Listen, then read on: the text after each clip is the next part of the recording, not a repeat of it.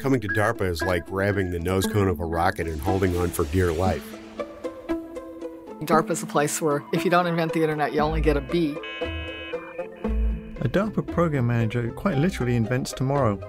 Coming to work every day and being humbled by that. DARPA is not one person or one place. It's a collection of people that are excited about moving technology forward. Hello, and welcome to Voices from DARPA. I'm your host, Tom Shortridge. As a global leader in innovation, DARPA starts an average of 50 new programs each year. These programs span a variety of technical disciplines to develop breakthrough technologies for national security, all of which have the potential to raise ethical, legal, and societal implication, or ELSI, considerations. ELSI has an important role contributing to the responsible development of emerging technologies by guiding innovation, maximizing the potential application space, and facilitating dialogue with future end users and the public to ensure all perspectives and implications are considered. DARPA Director Dr. Stephanie Tompkins explains the agency's perspective on those implications. We have a philosophy when we are dealing with new technology of really trying to build in from the very beginning, thinking about the ethical, the legal, and the societal implications of the technology if we are successful. And we work very closely with ethicists and legal scholars and behavioral scientists to help us project and predict what kinds of things could happen so that in the course of any technology development, we are also trying to gather the data that policymakers would need to understand in order to inform on how it could be used, what kinds of regulations would need to be put into place. It's not perfect, right? You can never imagine everything, but it is our job to try. Dr. Bart Russell, Deputy Director of the Defense Sciences Office, worked closely with Dr. Tompkins and others on what it would mean to incorporate ELSI across the agency more formally. She started last year convening a group of folks across the agency who had independently been working on ELSI and ELSI-like activities and said we need to do this more broadly for the agency. If DARPA is by definition starting programs that inherently are meant to disrupt whatever field that they are in, then they should probably also inherently consider the ethical, legal, and societal implications of that disruption. She wanted to make it more purposeful for every program, even those programs who might think, that's not my problem. This is going to be somebody else's decision somewhere down the line. And so we started thinking, what would be the way to make this an organic feature within DARPA, but also, greatest sin in DARPA is to slow something down, right? So we needed to make this process both responsive and informed, but also very fast and lean to match the way our programs are structured. In early 2023, DARPA put out a call for its first full-time, one-year visiting ELSI scholar. As noted in the initial job posting, the ELSI scholar would have an opportunity to affect the structure of DARPA's work in ELSI, provide subject matter expertise to the development of DARPA programs, and conduct independent research while at the agency. That sounds like a lot of responsibility, influence, and potential impact. For some, maybe too good to be true? I had reservations about taking this role because I was concerned about whether or not this role was meant to exist as a fig leaf, right? Whether or not this role was meant to be performative or something for public affairs. And I pressed the people who were interviewing me, I pressed them pretty hard about the nature of the role and what would be possible. And I had persuasive enough answers about folks' genuine interest in creating a culture of ELSI here that I felt comfortable taking the role, but I definitely started skeptically. That's Dr. Rebecca Krutoff, professor of law at the University of Richmond, who started in January 2024 as DARPA's inaugural visiting ELSI scholar. Her journey to the agency, though certainly nonlinear, illustrates the diverse knowledge base and varied perspectives needed to tackle the broad implications of disruptive breakthrough technologies.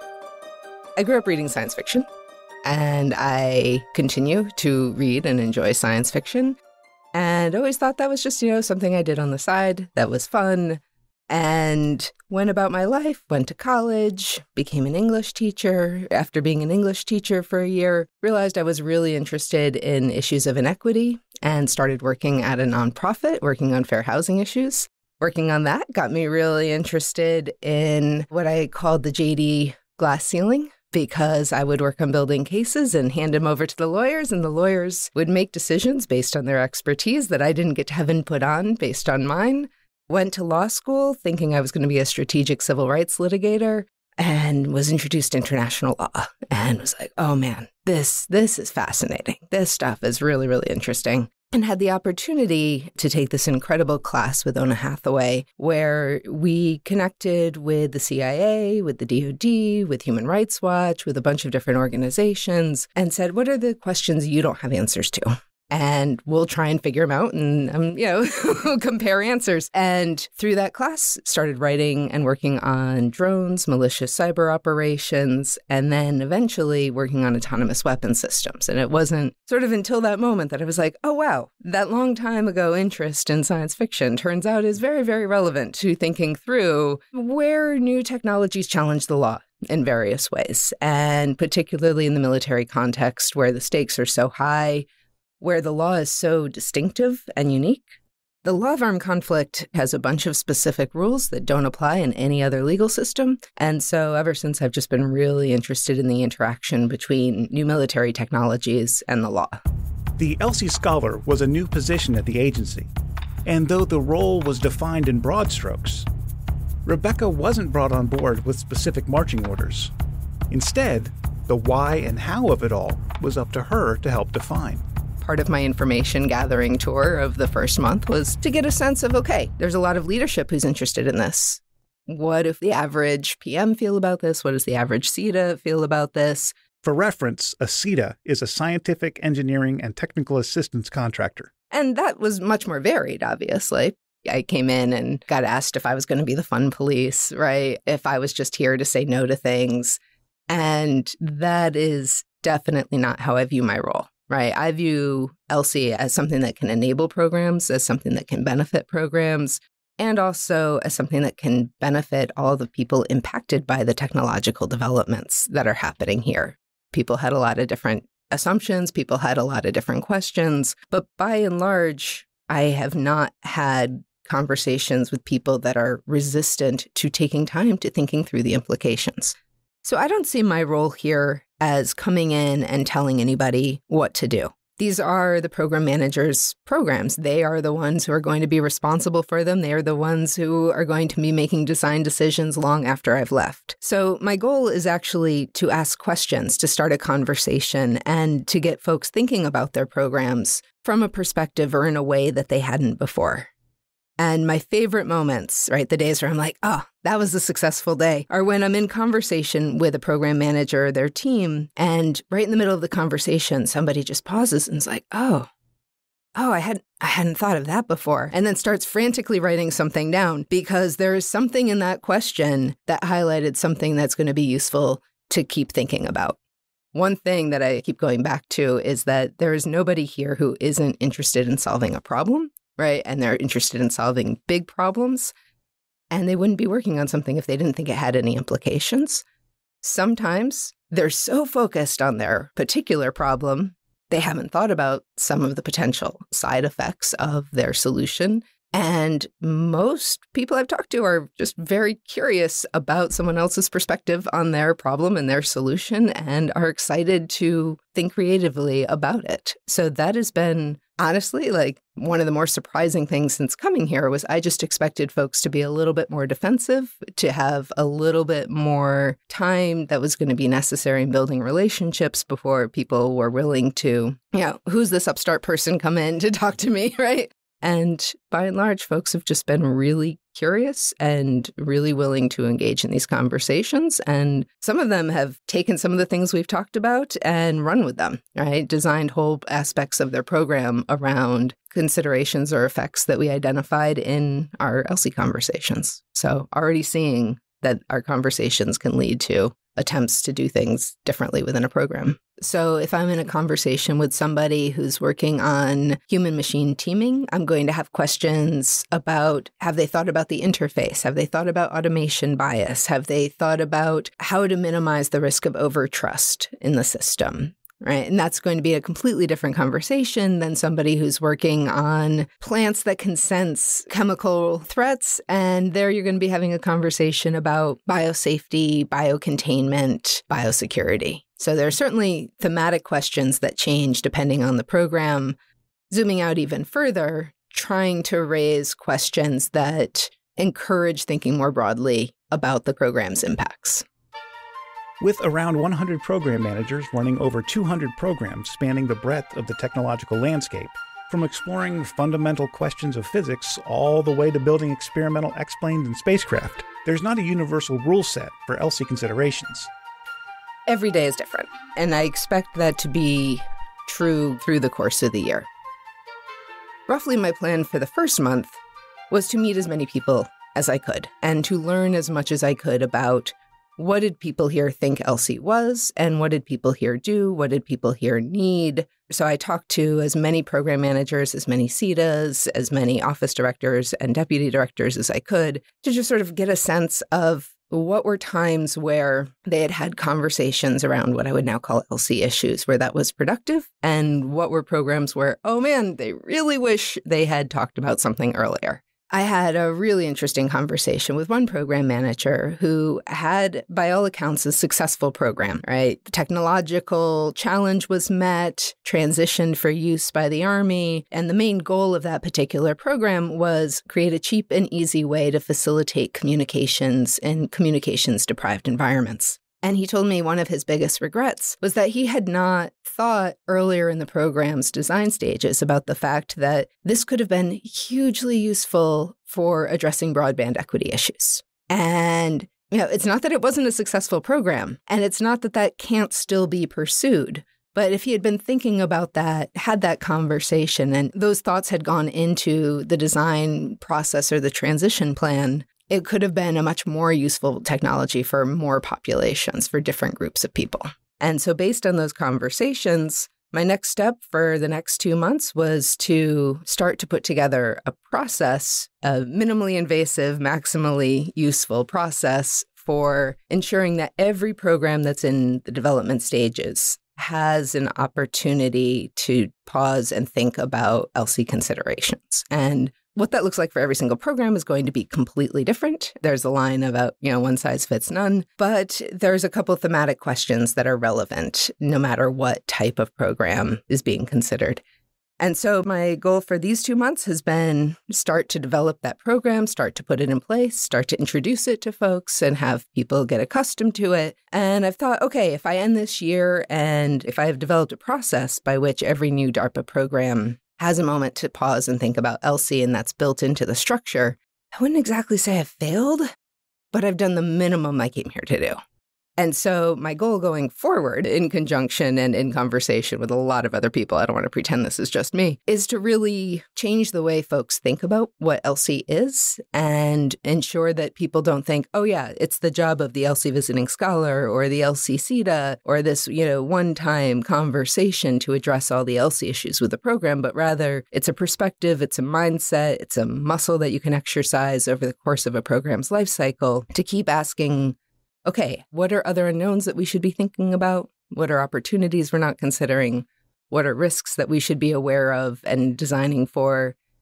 It's both humbling and also freeing to realize that this is an inherently impossible task, right? Nobody writing internet protocols at DARPA back in 1969, well, they might have foreseen maybe the rise of email, right, and file sharing, but they didn't foresee the rise of social media platforms and citizen journalism and clickbait and deepfakes and everything else that the internet enables. But that doesn't mean it's not possible to identify some things ahead of time, right? The fact that you can't identify everything does not mean that it's not worth taking time to pause and think about what are some foreseeable misuses? What are some areas that might be a potential vulnerability or a potential risk? What is some beneficial use of this technology that we hadn't thought of before? And then make program and design choices to maximize the benefits and minimize the risks. And my longer-term goal is for everybody to be adopting this perspective and approaching conversations around programs, taking a moment to think more broadly about their implications. Which, it's important to note, is not to say that those conversations haven't been happening already. They just might not have been done in a more formalized, deliberate context. A lot of what I'm talking about when I'm encouraging folks to adopt an ELSI perspective is to make explicit what is already happening implicitly. That people here are already thinking about some implications. People here are already thinking about risk factors. People are already thinking about vulnerabilities. They're already thinking about potential needs for countermeasures. But it happens haphazardly, right? It happens sporadically. And part of the goal of creating a little bit of an ELSI process for each program is to create a space, one, to make it explicit, and two, to do it better and in a more thorough, more considered way. A guiding principle in the creation of programs at DARPA is the Heilmeyer Catechism, a series of questions developed under former DARPA Director George Heilmeyer in the 1970s. These questions are often referred to within the agency as the HQs. And from a certain point of view, one could argue that they've always included ELSI considerations. These questions of the HQ include, what are you trying to do? And who cares if you are successful? What difference will it make? And what are the risks? You can take a narrow read of the HQ and say, oh yeah, what are the risks to this program? Oh, not being able to get enough money for this program. If you think about those questions broadly, that is taking an ELSI perspective. So again, I think a lot of what I'm doing is trying to make explicit what's happening implicitly for this to become a pervasive component of R&D for new technologies, right? Thinking explicitly about not just can we, right? And people often say, well, is ELSI just the should we part? And I think ELSI is actually also the how should we. It's not as clear cut as should we do this or not? It's how should we pursue doing this? How should we think about this? How should we set metrics? How should we define success? How should we, make design choices, right? All of these other aspects, that's actually much more the ELSI question than just the should we at all. Speaking of design choices, ELSI can do more than merely advise existing or even nascent programs. One thing that folks don't realize always is that ELSI doesn't necessarily just need to be something that's attendant on a program. It can also be the inspiration for a program design. And so this is a case of a PM doing ELSI without necessarily thinking about it in those terms, but he was interested in the fact that augmented reality systems have all of these sources of risk and vulnerability, right? Both in terms of being fed bad data and also in terms of potentially being used to induce nausea. And there's also a lot of interest in military applications of augmented reality, right? Could be a really great way for somebody to identify what buildings are on a no-target list, for example. But if the data being used for that is corrupted in some way, is inaccurate, that could be hugely problematic. And so he has developed a program around identifying and figuring out if there are ways to construct and design augmented reality systems that eliminate these types of risks. DARPA hard, definitely, but that would be the kind of program that I would think of as being inspired by ELSI concerns, right? Identifying a risk as the problem and thinking through, okay, how do we do this better? And oh man, there's so many technologies. And if people had thought about this and designed it in from the get-go, how many problems would we have avoided with, the Internet of Things if they had been designed to have security as part of their system, right? One of my favorite lines is the S in IoT stands for security. How many problems we would have avoided had that been designed in from the beginning. And so I see his program as addressing that. Other programs addressing risks of suicide, issues associated with lack of sleep, right? All of those I think of as animated by ELSI concerns. So part of ELSI is identifying the risks and the negative consequences. Part of ELSI is identifying the opportunities and the positive consequences. There's also thinking through unknown impacts. This one program that was intended to create a magnetic hydrodrive to power underwater vehicles. This new technology is going to create a magnetic field.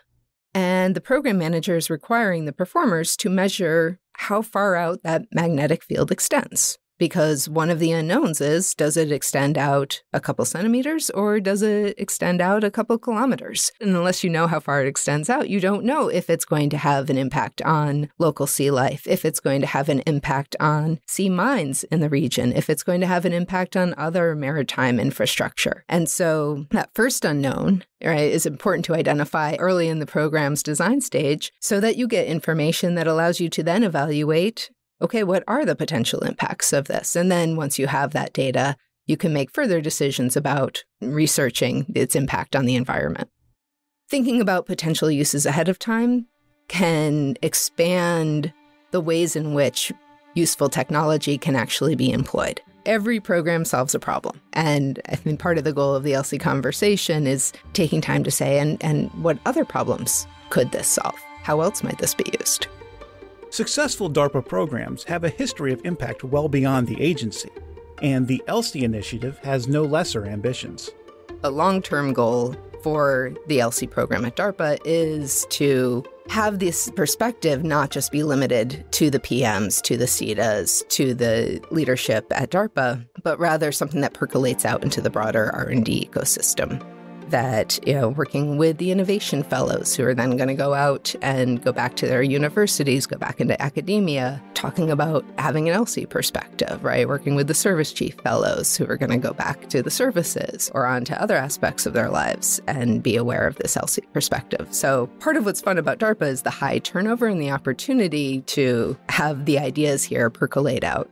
As Rebecca alludes to, DARPA program managers and office directors are, by design, here only for a limited time. So they're the folks who are coming into DARPA and then going out again, and hopefully will take the concept that it's useful to adopt an ELSI perspective with them, and that will percolate out that way. But also with the performers. Any given program might have an ELSI component, or the program manager might ask the performers to report in on ELSI issues or identify how they're going to address specific ELSI concerns. And so I think there's already a conversation that is happening. Maybe some folks are calling it ELSI and maybe some folks aren't, but the point is people are talking more about the side effects and the consequences and the potential beneficial uses that maybe weren't thought about otherwise, as well as the potential risks and concerns that maybe weren't being thought about otherwise. That hope of broad ELSI influence and adoption across the vast technology development landscape is buoyed by the wide-ranging nature of research initiated and enabled at DARPA. It is so exciting to see so many dedicated, intelligent folks thinking so broadly and so creatively about so many hard problems. And there's an aspect to my role where I just get to flit around to a certain degree, right? And learn a little bit about this program and a little bit about that program.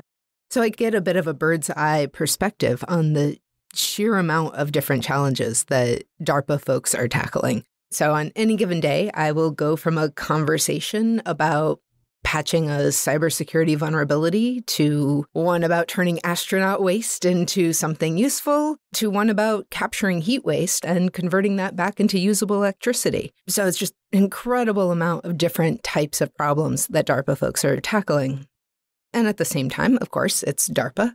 So people are also working on developing new weapons capabilities, and they're working on developing other capabilities that facilitate success in warfare, like AI-human teaming and dogfighting. So I don't want to sound too starry-eyed about it, but I have been really, really taken and impressed by how deeply folks here care about doing things well. That's all for this episode of Voices from DARPA. But that's not all for ELSI. We'll continue to explore this topic throughout upcoming episodes, taking a deeper dive into specific programs and gathering more perspectives. Special thanks to Stacey Wiersbe for her assistance in producing this episode. And thank you for listening.